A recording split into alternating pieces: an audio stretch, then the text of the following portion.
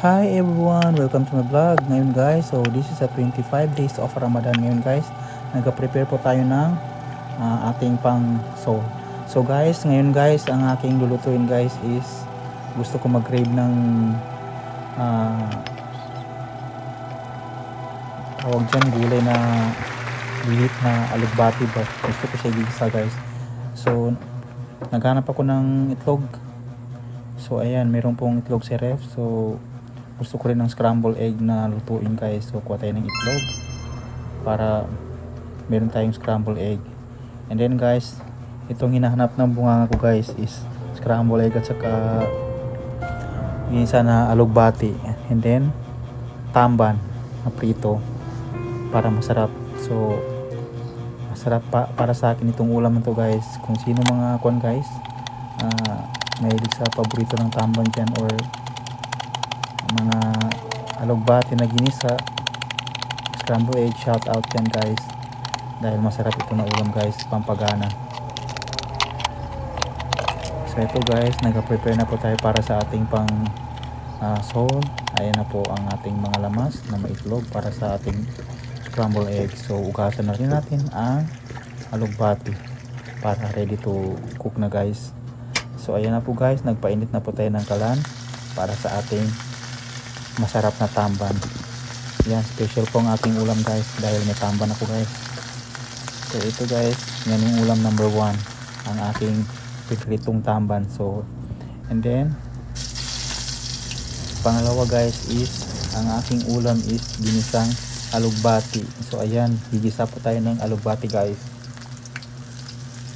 kasi ilang araw din ako nakakain ng gulay. So guys, ito gusto ko na mag ulam ng alugbati. So ayan po guys, simple lang po ang pagluto guys. Gigisa ko lang, hindi na nilagyan ng tubig.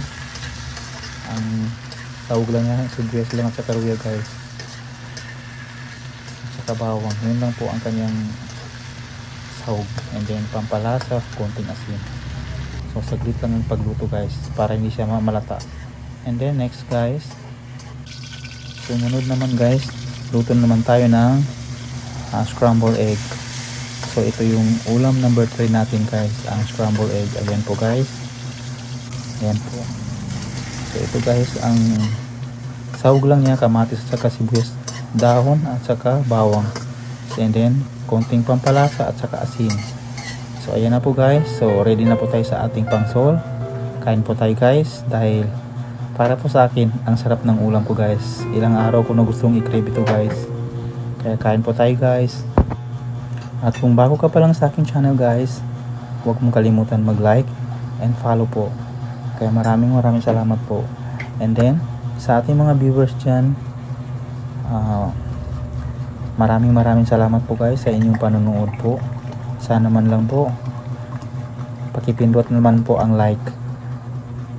Wala naman pong bayad ang pag-like. Malaking tulong na po sa akin guys. Kaya maraming salamat po guys sa ating mga followers and FB friends at saka ang mga bagong followers. Kaya thank you so much guys. So kain tayo guys, masarap pong aking ulam guys. Ayan po, shout out sa paborito nito guys. Kaya ito ang aking ulam guys, ito ang aking pangsoso. Naganahan po ako pero guys, limit lang ang aking oras guys. Kaya thank you for watching.